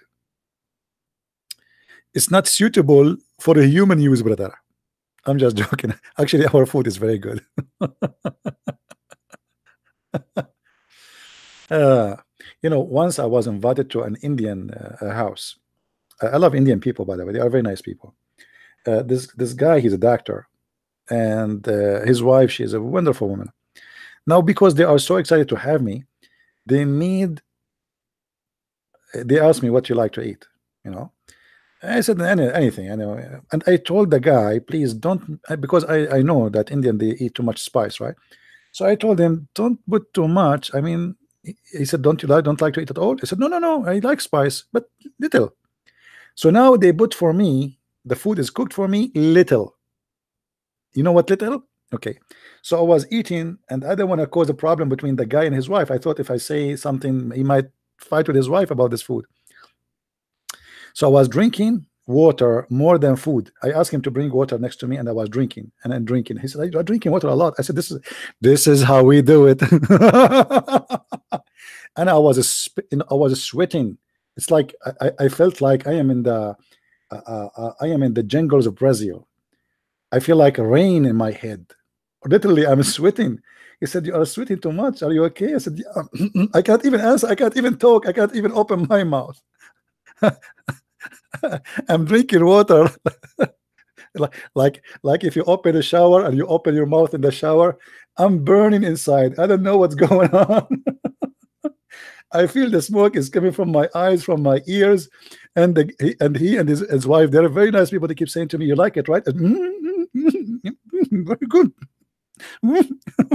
Perfect. You know. Oh boy, I went home and I have no idea what to do. I drank olive oil, juice. I mean, you name it, just to stop my lips. Oh boy, my lips. I don't feel my lips. How those people they can eat the spice? They supposedly they put little. It's not really. It's not like their dish is different. Supposedly, my dish is little spice only. My lips, I don't feel them. They are like my lips is like part by them by their own, like they are flying in the wind. I cannot feel anything. My tongue is red. My throat, my voice is gone. I'm not going to tell you what happened in the bathroom. That is a secret. Yeah, but by the way, their food is very delicious, but you have to be careful with the spice. I think because they eat to spice in an early age, so it doesn't affect them. And the more you eat of it, you need more because the spice killed what do you call them? Those things in your tongue, the one you taste food with them. Like there is little sensors in your mouth. They are the one who is in charge of tasting the food. So the more spice you eat, the less sense you will have in your tongue, and that make them eat more spice so they can feel it the same way it was before. Yeah. So very nice people, very nice people. I love Indian people, very nice. And I told them after like later, I told them about what happened. They said, we noticed, but you don't want to talk, you don't want to say. That's why we were bringing you water. I mean, oh boy.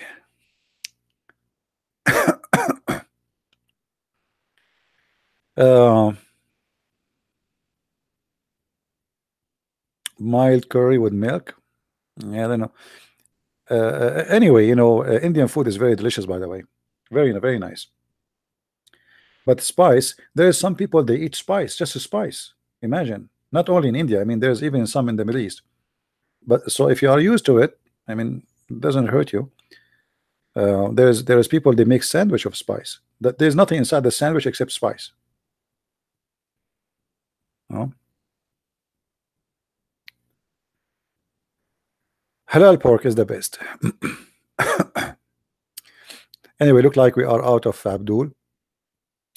So, guys, just to summarize this topic today, we were talking about David Wood saying he will not make more videos. I don't know. Maybe he's joking or not. I don't know. Maybe this is a joke of 1st of April. Maybe I should make a video like this. I'm leaving YouTube. Hey, CP, where are you going to? I'm going to the moon, brother. Allah, he sent me al-Buraq, the flying mule. I will go to heaven, and there I will meet with Moses. And Moses, he will come to me, and he will say, Habibi, Christian Prince, Habibi, where you been, Habibi? I said, Moses, I was studying Quran. And Moses will say to me, Habibi, Quran, you study Quran? Is that the book, Habibi? It says there's no sin to eat by yourself. And I say, yes, how you know, Moses? He said, Habibi, I'm Moses, I know everything. Hey, by the way, Muslims, how Moses and Adam they met together in heaven?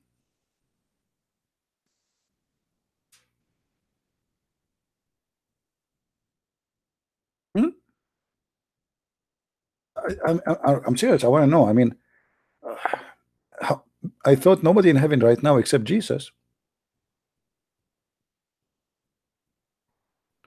Moses and Adam they have a debate. Where? That's astonishing. Is that legal? Is that legal? To meet Moses after he died, and to meet Adam after he died? Huh? So you can imagine here, Moses and Adam they are debating, and Moses he said to Adam, Habibi Adam, Habibi, because of you, Habibi, you made us go out of paradise. And because of you, Habibi, you made us out of paradise, and now we commercing. And Adam, because Adam is an Arab, by the way, not like a Jew. Huh? He's not a Jew, he's an Arab. That's why when you remember when Adam he sneezed, he said, Alhamdulillah. He did not say, like in Hebrew, like praise to be God, Elohim. No, he said, no, Alhamdulillah. So Adam the Arab, he answered Moses the Jew. He said, Moses. By the way, hold on.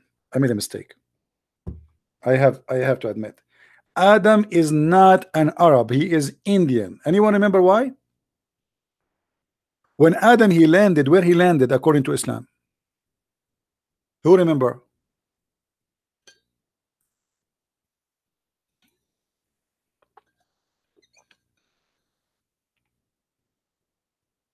Anyone remember? In India. India, which is Sri Lanka today. According to Muslims, Adam he landed in India, and where Eve she landed? Anyone knows? Where Eve she landed? Who remember? I mean, look what happened. Adam he landed in India and Sri Lanka, and uh, uh, Eve where? Houston? No. New York? Boston? No. In Yemen. Hold on. Let me show you the map. This is really, I mean, this is surprising. I mean, how they met after that? Praise be to Allah, brother. Hold on.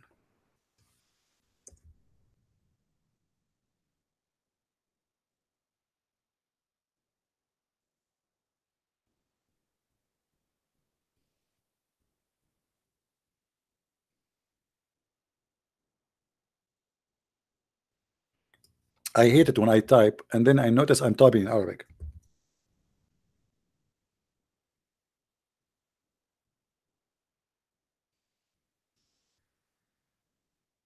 All right, brother.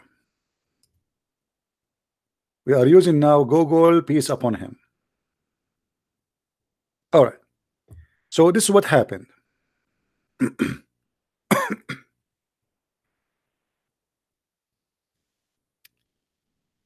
Brother, Allah, he sent Adam here. Let us zoom more. Here in Sri Lanka. And then Allah, he ordered Adam to go walking, crossing the sea walking. Yeah, he can do that. So he crossed the sea and he went all the way here. And then he went to Iran, and then he went to Iraq, and then he went to Saudi Arabia, and oops, he arrived to Mecca. But the surprise, Allah, he made Eve land in Yemen. Now, how they met? Who wanna find the answer? No screen. That's my fault again. Unbelievable. Okay, thank you for telling me no screen. Hold on. What if I am doing that on purpose? Maybe I'm doing that on purpose. No screen. Okay, let us do it again. Allah, he made Adam land in Sri Lanka. This is Sri Lanka. Look, Sri Lanka. And then Allah, he ordered Adam to do Hajj. So Adam, he crossed the sea from the island of Sri Lanka, brother, and he went all the way to India, and he stopped for a few days in Mumbai, and then he went to Delhi, and then he did shopping in Islamabad, and then he went and he did you know, some spice shopping in his way, and he buy some curry, and then he went to Saudi Arabia, and brother, he arrived all the way here in Mecca. This is the Islamic story. Allah, he sent Adam in Sri Lanka, but he sent Eve in Yemen here. Now the big question, brother, how Adam and Eve they met after Allah he separated them?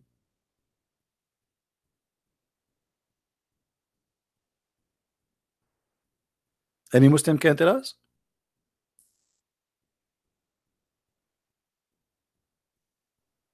What do you mean no screen? You can see the screen. The screen is there.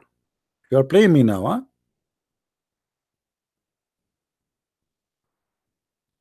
Don't make me pray to Allah to curse you.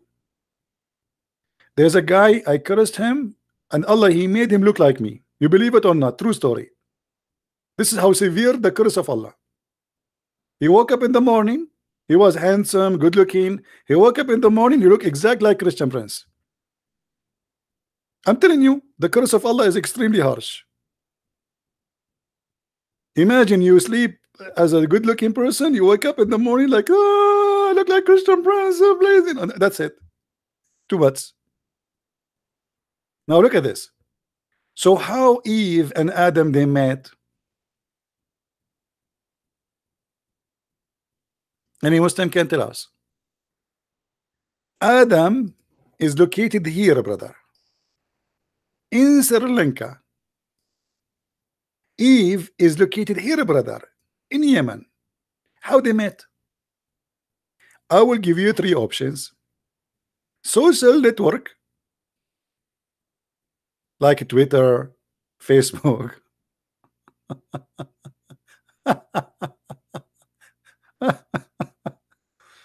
True story, true story. And by the way, how Adam he did Hajj walking from Sri Lanka? Let me zoom in Sri Lanka. Can you really walk in Sri Lanka? You know, I mean, can you, brother? How you can walk? This is an island. How you can walk from here to Saudi Arabia? This is the first guy in the earth. There's no ship, there's no boat, there's no cruise. How this guy he went from Sri Lanka to Saudi Arabia? No GPS. Huh?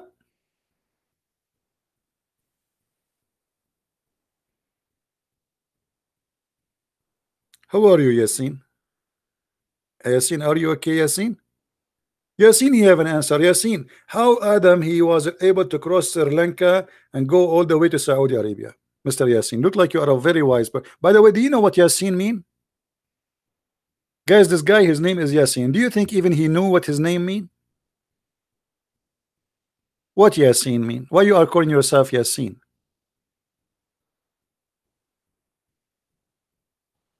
I bet you he do not know what his name mean.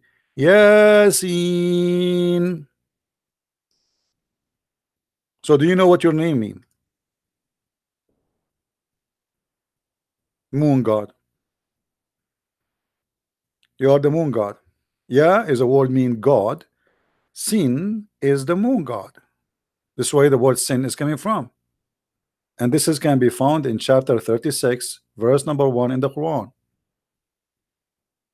Yasin. And the Muslims, when they explain this verse, they say Allah knows best what he meant by this verse. And every Muslim tried to give his own explanation, because simply this is not an Arabic word, and Muhammad he stole it, but he have no idea what does that mean. Yasin simply is a word coming from the Syriac language. Actually, even Ibn Abbas he agree. It's coming from the Syriac language. Do you see it? Yasin. It's an Aramaic. The thief Muhammad. Why in the Quran we have an Aramaic word, man, brother? And then you see at the Jalalain saying, brother, Yasin. Allah knows best what he meant by those letters, brother. That's deep. I mean, look at this interpretation. I think now it's explained. Don't you love Muslim scholars when they say Allah knows best? Let me, brother, explain to you the verse. Allah knows best what this verse means. And now I am a scholar.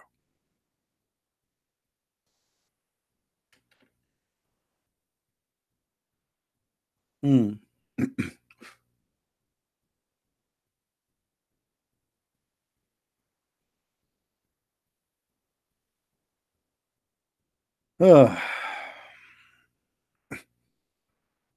Yasin. Are you there, Yasin? What happened to Yasin? I think he went to change his name.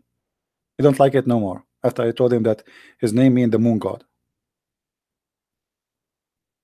Yeah, Fahim, he called me once and he was playing to me love song. And they say to you there's no gays in the Middle East. I mean, a guy calling a guy and he playing for him a love song.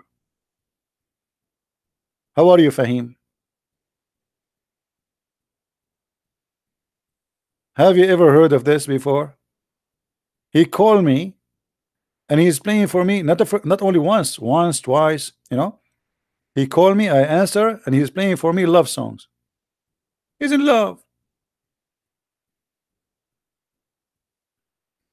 Yeah, he see, he remember. Fahim, you remember? Okay.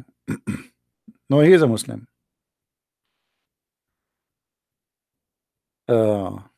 So Yasin, are you there? What do you want to say to us, Yasin? Is there something you want to say? Yasin, I'm willing to open my Skype if you are serious to call me. Do you want to call me, Yasin? What do you think, guys? Do you want to hear Yasin to see if he is a person who have answer?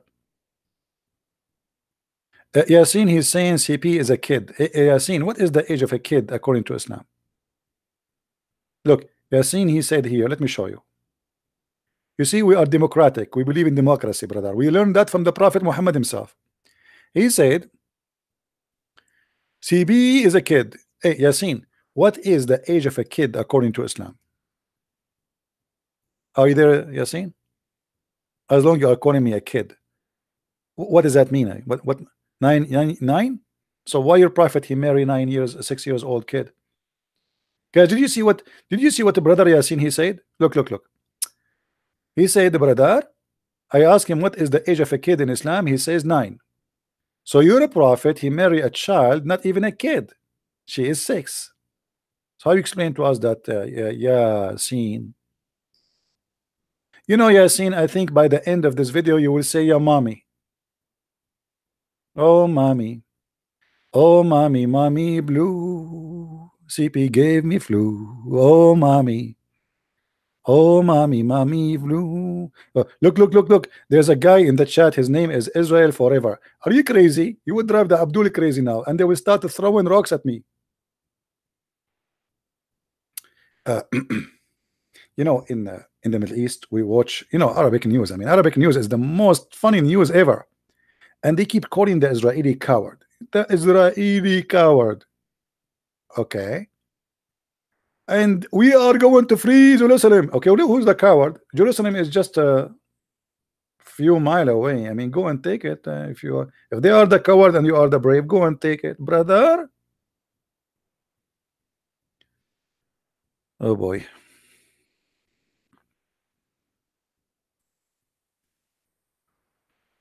I remember first time I saw a Jew, I was looking like, do he have a tail or something, or he looked like a monkey?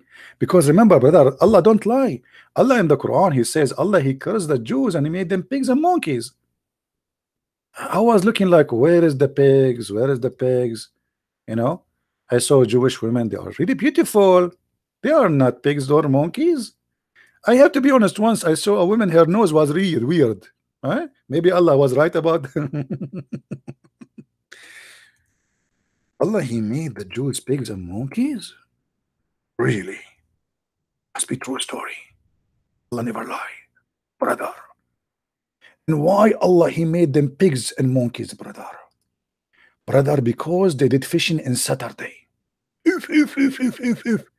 Because they did fishing in Saturday, Allah made them pigs and monkeys. So if you rape a child, Allah don't make you a pig or a monkey. If you kill a human being, Allah don't make you a pig or a monkey. If you, I mean, you commit all kind of crimes, Allah will not make you a pig or a monkey. But if you do fishing in Saturday, brother, Allah will make you a pig. Brother, I have to tell you this true story. I have a neighbor, brother, he is a Jew.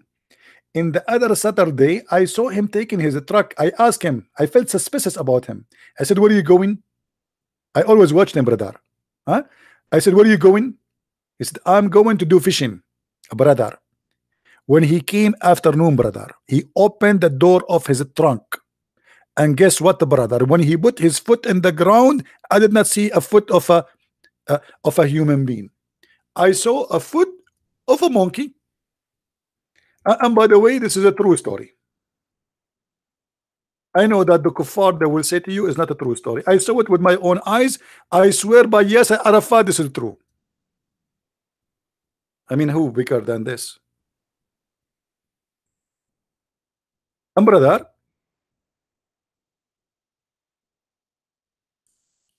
according to Muhammad, this is Netanyahu when he was a kid. Hey, brother, what happened to Netanyahu today?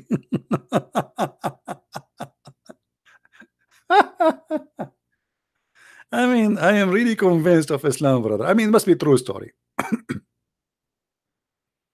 Hmm? Hey, Netanyahu. I mean, look at his eyes, brother. What is that? Are they green or what? They are hazel? Mean. Okay. Anyway, true story, true story. I mean, I'm convinced, really. By the way, Muslims, Allah, he cursed the Jews. Why the Jews are so smart? Scientists, engineers, technology, rich, business. I mean, they are the top in everything. Allah cursed them, but they are the top in everything. I mean, what kind of curse? Please, Allah, can you curse me, brother? So Allah, he cursed the Jews. Huh? And the Muslims, their prayer, they say every day, 5 times a day, please Allah, don't make us like the lost Christians or the cursed Jews, 5 times a day. If those are the cursed one, who is the blessed one? Hmm?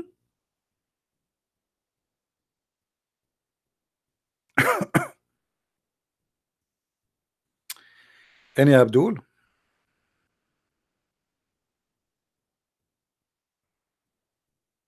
Anyone? Uh, by the way, Muhammad, he not only he think the Jews are Allah, he made them pigs and monkeys. Anyone remember what he made them to?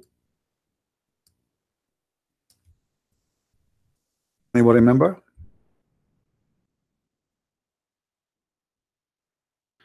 Show you that Muhammad is the biggest smart person in history. I mean, his IQ is beyond your understanding. Muhammad, he noticed that rats, by the way, here you notice how Muhammad he analyze. I mean, he is really smart. He watch carefully and he analyze what he say. So he saw a rat, and this rat he don't drink she camel. And because the Jews are not allowed to drink the she camel, Muhammad he noticed that the Jews must be rats, and the rats must be Jews. Look at this hadith. The Prophet of Allah said, a group of Israeli lost. Nobody knows what they did. Nobody knows. Not even Muhammad. You look at the action here. I mean, look the suspense. He did not say, I know what they did. No, no. He's humble. But by the way, the Prophet he knew. But I mean, he didn't want to tell. I mean, this is for action and suspense. Nobody knows what they did. You can put a backup random music like behind this, like zzz, nobody knows what they did. All Muslims say Ameen. Okay, now, but I did not see them except that they were cursed and changed into rats.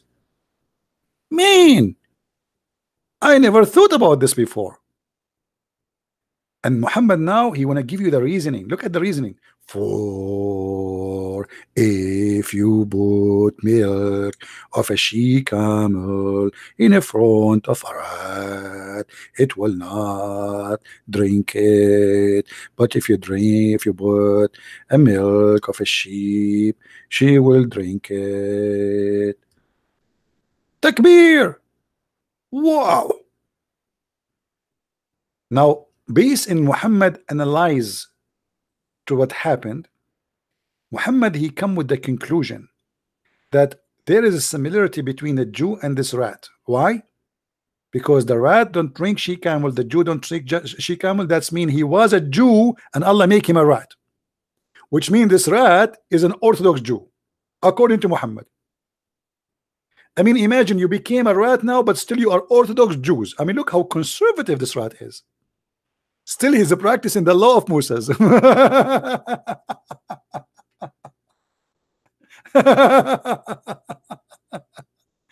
Unbelievable. Muhammad, Prophet Muhammad, you are the best prophet ever, brother. I mean, I wish I have a prophet like you. How in the world Muhammad he come with this? Mean. That's deep. How? What?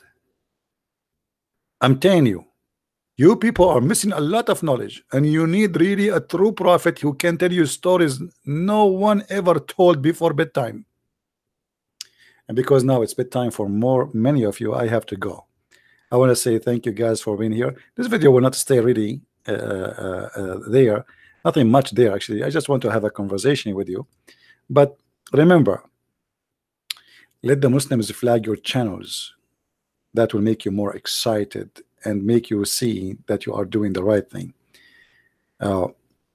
They flag one, they delete one, open 10, 20, 30. It's for free.